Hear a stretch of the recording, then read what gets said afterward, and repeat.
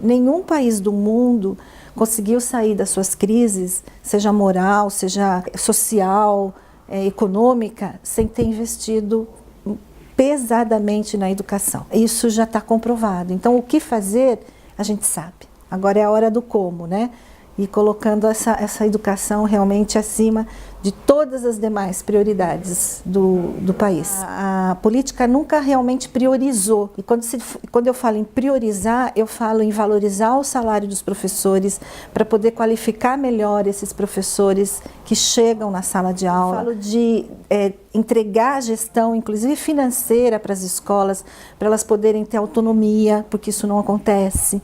Quem decide o que fazer com o dinheiro da educação é um político, raramente é um técnico que esteve na sala de aula e que sabe o que realmente contribui para o aprendizado das crianças. Eu tenho 51 anos de idade e 30 anos de trabalho com a educação. Eu comecei a trabalhar aos 16 anos como auxiliar de professora e da escola eu nunca mais saí.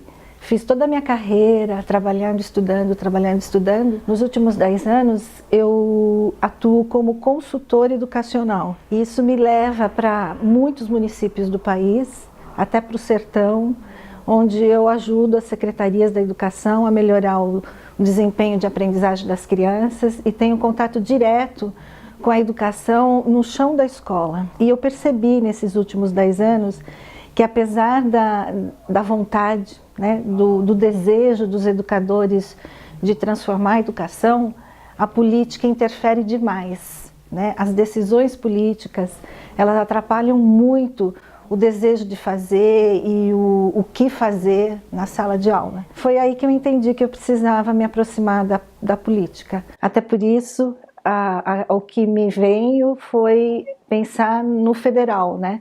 Para eu estar próxima às decisões que são tomadas lá e que interferem muito na educação, no chão das escolas. A gente sempre tem melhorias, a gente não pode negar a melhoria, a trajetória da educação brasileira, mas ela nunca esteve nessa prioridade das decisões políticas e da agenda política. Quando a gente conseguir fazer isso, né, a gente mobiliza toda uma nação em prol desse desenvolvimento. Não é só tomar decisões, por exemplo, um currículo, vamos fazer um currículo, agora vamos investir na capacitação de gestores, nós já passamos por todas essas questões. As ações que são feitas e que são tomadas, elas são para resolver separadamente, isoladamente, algumas questões. Então a minha causa é essa, né, que a gente consiga transformar a educação na agenda prioritária. Tem vários projetos de lei, né, que ao longo desse tempo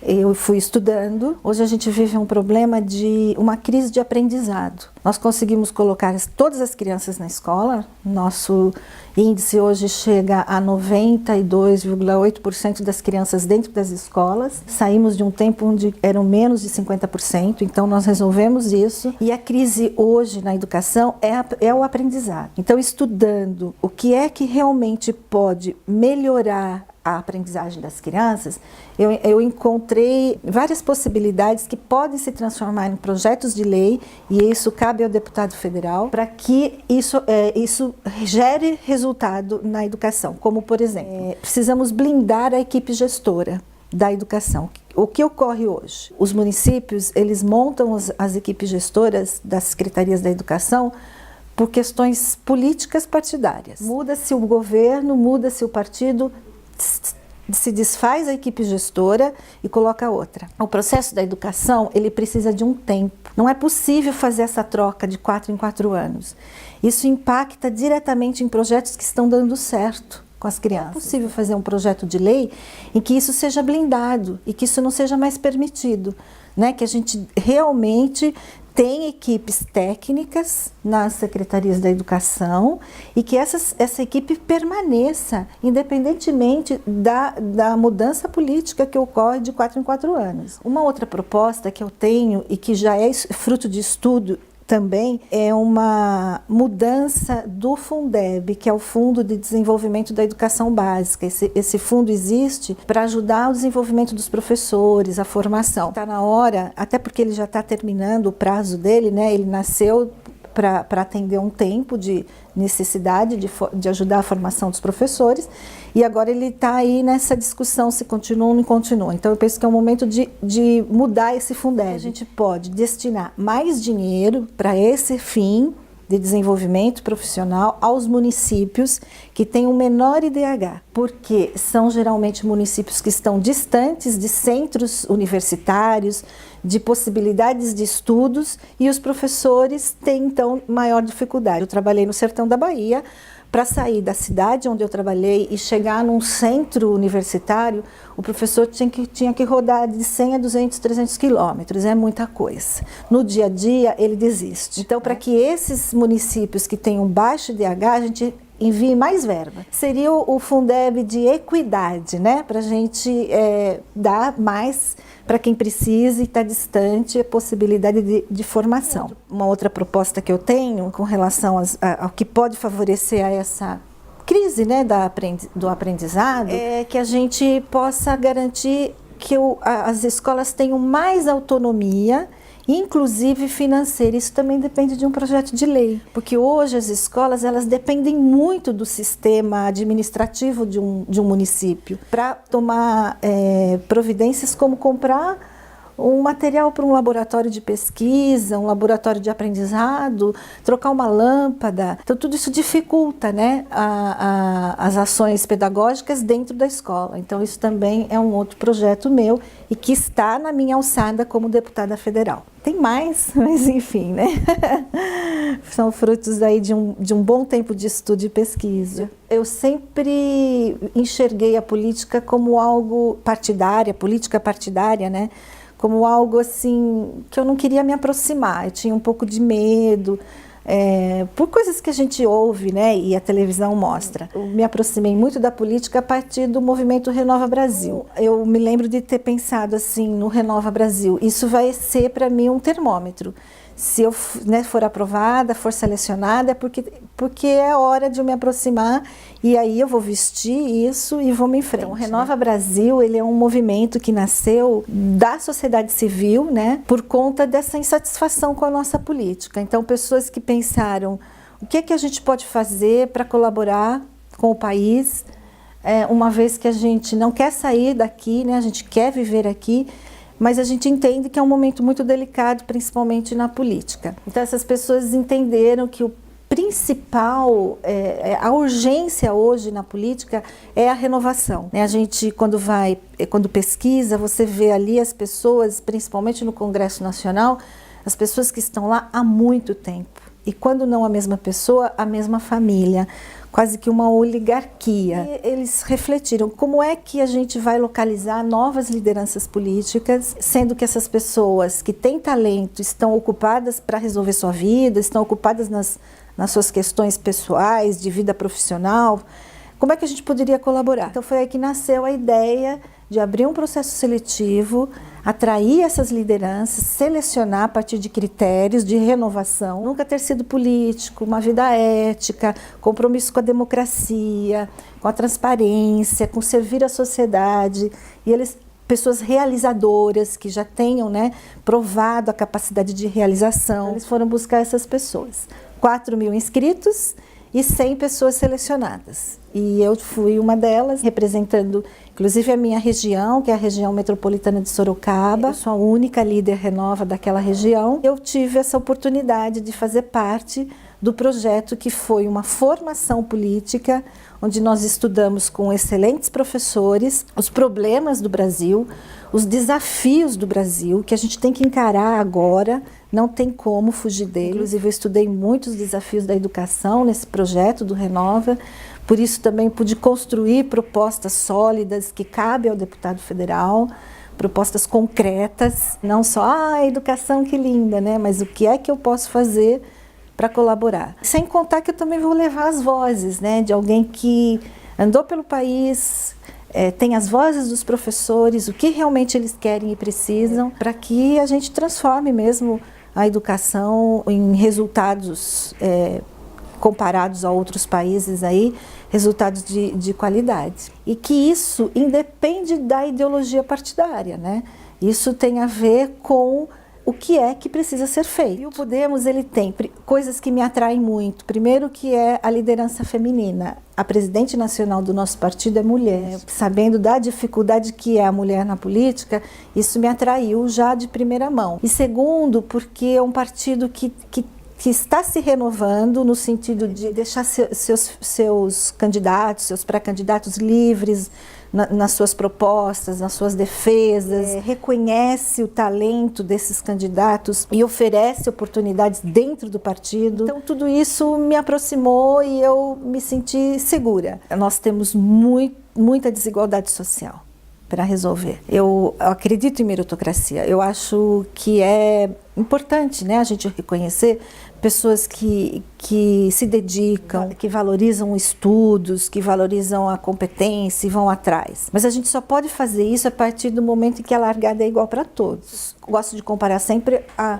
corrida, né? Eu gosto de correr, não sou atleta, corro um pouquinho. Se todo mundo sair do mesmo lugar, a competição é justa. Agora, se um sai na frente e outro sai lá atrás, não tem como, né, essa competição. Que é o que eu acho que acontece hoje no país. O país é muito desigual. Então, não dá para usar a meritocracia enquanto a gente não corrigir essa desigualdade. Eu sou a favor da educação preventiva, primeiro passo. Penso que essa é a melhor saída para a gente resolver essas questões. O aborto hoje, na nossa Constituição, ele já é permitido em algumas situações. Como, por exemplo, a questão emocional, quando é um estupro, quando a mãe corre risco de vida e quando o bebê não tem cérebro. Então, a gente já tem essa permissão. Eu acho que falta é facilitar esse processo, porque apesar de já ser legalizado nessas condições, não é simples obter a licença, né, a autorização para execução. Eu vejo isso exatamente porque, apesar de estar na lei, não acontece, como sempre no Brasil. A gente tem um marco legal muito forte, muito importante, que está muito à frente, mas a gente não tem a realização dessas leis. Então, essa mulher que foi violentada emocionalmente, ela tem sim que conseguir autorização para fazer o aborto. Eu sou a favor da vida, assim, no sentido da vida que pode se renovar, que pode se transformar. Eu sou educadora, né? Então eu acredito que as pessoas mudam, que as pessoas se transformam. Posso me colocar contra, mas defendendo a possibilidade nessas três questões que já são aprovadas, né, pela legislação nacional, para facilitar que todos possam chegar a obter essa licença. Mas é óbvio que, como mulher, né, eu não posso deixar de olhar para isso, inclusive vai ser a minha linha condutora de votação dentro do Congresso. Hoje já existe a lei, né, do feminicídio desde 2015, mais uma vez, né, fazer com que essa lei seja cumprida. O que falta para a nossa cultura é a consciência, né, da mulher. Então eu acho que a educação ela pode entrar aí, deve entrar aí, né? Quando se fala em discutir questões de gênero na escola, muitos levam para o lado da ideologia de gênero, que é uma bobagem, isso não existe, né?